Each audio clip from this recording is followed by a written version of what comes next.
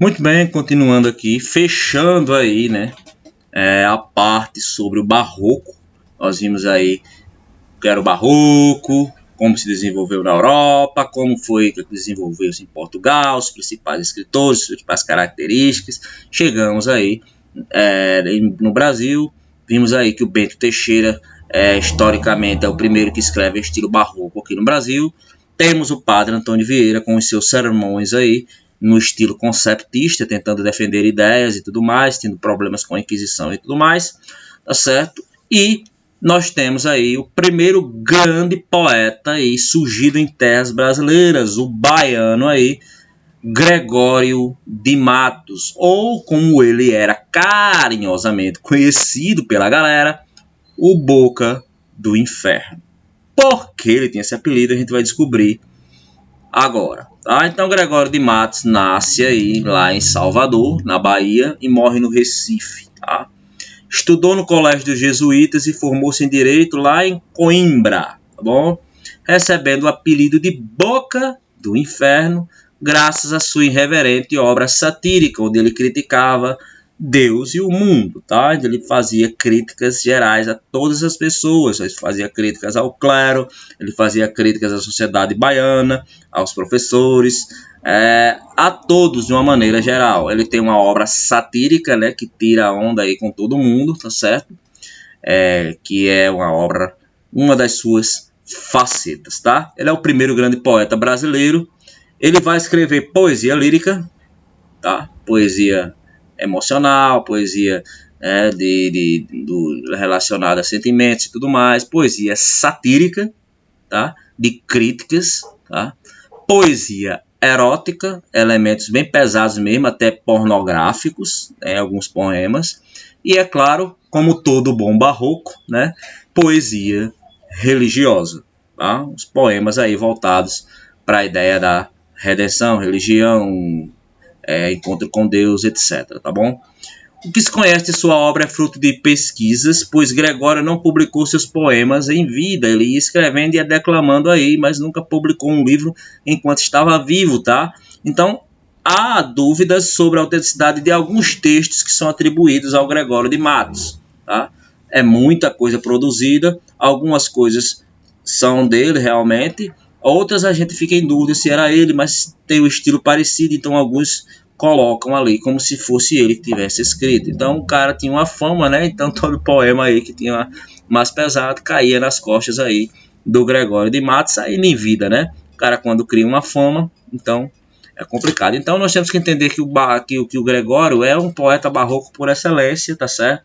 Ele vai usar dentro da sua linguagem aí o cultismo, né? O gongorismo, né, que a gente falou aí nas outras aulas, né, o uso das inversões sintáticas, da hipérbole, né, das metáforas elaboradas, do exagero, né, então tudo isso estará presente na sua produção poética, como vimos aí, ele se divide em poesia lírica, poesia satírica, erótica e religiosa.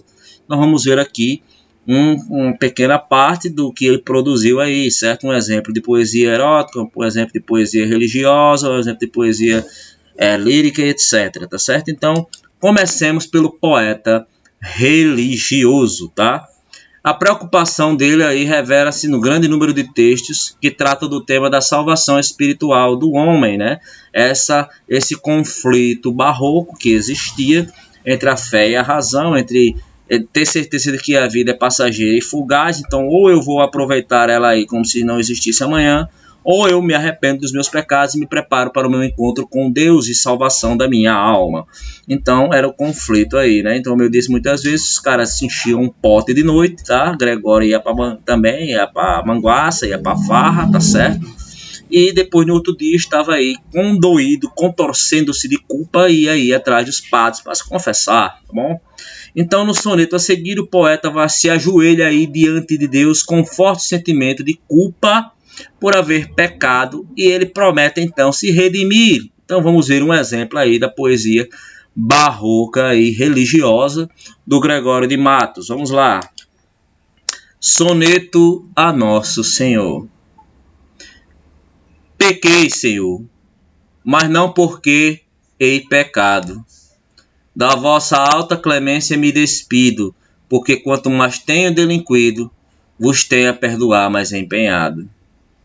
Se basta a vós irar tanto pecado, a abrandar-vos sobeja um só gemido, que a mesma culpa que vos há ofendido, vos tem para o perdão lisonjeado. Se uma ovelha perdida e já cobrada, glória tal e prazer tão repentino vos deu como afirmar na sacra história, eu sou, Senhor, a ovelha desgarrada, recobrai-a, e não querais, pastor divino, perder na vossa ovelha a vossa glória. Então ele aí tentando aí argumentar com Deus, né, de que ele é um pecador, ele está pedindo aí clemência, né, mas, Senhor, aí ó, se o Senhor não me perdoar aí, né, aí como é que vai ficar a vossa glória, né? Pastor, eu sou uma ovelha desgarrada e as ovelhas merecem aí serem resgatadas, como aconteceu na sacra história aí, né, dos pecadores se arrependidos, e eu sou um deles. Então, ó, recobrai esta ovelha perdida, tá certo? E para não perder na vossa ovelha a vossa glória, se não salvar-me, Senhor, perderás um pouco de vossa glória, né? Porque onde está o Deus que perdoa aí os pecadores, que está escrito na história sagrada, tá certo? Então, essa questão da argumentação aí com Deus, né? E as formas aí perfeitas, né? De rimas, né? Aqui, ó, A, B, né? A, B, B, A, né? A, B, B, A, B, B, C, A, e todos aqueles esquemas métricos meticulosos aí, próprios do Barroso. Então, isso é uma faceta aí religiosa, né? Do Gregório de Matos, tá certo? Uma das facetas dele, não escreveu só putaria, tá? Mas ele escreveu também esses poemas aí de cunho religioso, tá? Mas nós temos o poeta satírico, e é aqui que ele vai arrumar suas confusões, tá? Ele é conhecido por suas críticas à situação econômica da Bahia, especialmente de Salvador, cidade onde ele morava. Graças à expansão econômica, a chegada a fazer inclusive uma crítica ao governador da Bahia, Antônio Luiz da Câmara Castanho. Vai tecer suas críticas também à igreja e à religiosidade daquele momento. Por essa atitude de subversão por meio de palavras, jogaram e deram-lhe a cunha aí de boca do inferno, por satirizar aí os seus desafetos, né? Por satirizar os seus desafetos aí existentes, tá? Então, um exemplo aqui da poesia do Gregorinho, né? Falando sobre a situação baiana aí, né? Criticando, né, os governadores e os poderosos da Bahia, ó. Triste Bahia, ó quão dessemelhante estais, e eu estou no vosso antigo estado, pobre te vejo a ti, e tu a mim abundante.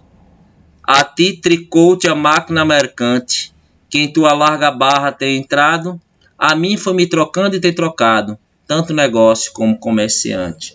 Então, ele criticando aí os negócios, a produção, a economia da Bahia, né? Isso vai arrumar para ele os problemazinhos aí, bem complicadinhos, tá? Mas ele vai ser degradado, ele vai ser exilado, certo?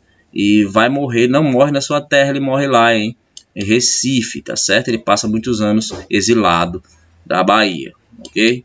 Nós temos o poeta lírico, o poeta aí que se mostrava angustiada face à vida, à religião e ao amor. Na sua poesia lírica amorosa, ele revela sua amada, uma mulher bela que é constantemente comparada aí aos elementos da natureza, tá? Além disso, ao mesmo tempo que o amor desperta os desejos corporais, né? Ele sente desejo, mas aí tem a culpa pela angústia do pecado. Então, esse conflito barroco presente também na poesia lírica do Gregório de Matos. Mais um exemplozinho aqui, ó. A mesma Dona Ângela. Anjo no nome, Angélica na cara. Isso é ser flor e anjo juntamente. Ser Angélica flor e anjo florente. Em quem senão em vós se uniformara? Quem vira uma tal flor que a não cortara, de verde pé da rama florescente? E quem um anjo vira tão luzente, que por seu Deus o não idolatrara? Se pois como um anjo sois dos meus altares, fores o meu custódio e a minha guarda, livrara eu de diabólicos azares, mas vejo que por bela e por galharda, posto que os anjos nunca dão pesares, sois anjo que me tenta e não me guarda. Então aí ele tecendo seus elogios a Dona Ângela e essa dualidade aí, né, de que a mulher parece um anjo, mas ao mesmo tempo ele sofre essa tentação, né, por sua beleza existente aí, tá, na mulher, né, e ele faz essas comparações aí neste poema aí de cunho lírico, certo? E por último nós temos o poeta erótico, certo? Profano mesmo, que nestes poemas que ele escreve aí ele vai exaltar a sensualidade, tá? A volúpia dos amantes, né? E vai retratar os escândalos sexuais envolvendo aí os conventos da cidade. Olha só, ele gostava do encrenca, tá? Ele vai falar sobre esses escândalos que aconteciam nos conventos da Bahia, tá? Então aqui um poeminha bem interessante, olha só. Descercarto-me da tronga que me chupa, corro por um cochego todo mapa. O ar da feia me arrebata a capa, o gandanho da limpa até a garupa. Busco uma freira que me desentupa a via que o desuso às vezes tapa. Topo-a topando-a a toda o bolo rapa, que as cartas lhe dão sempre com chalupa.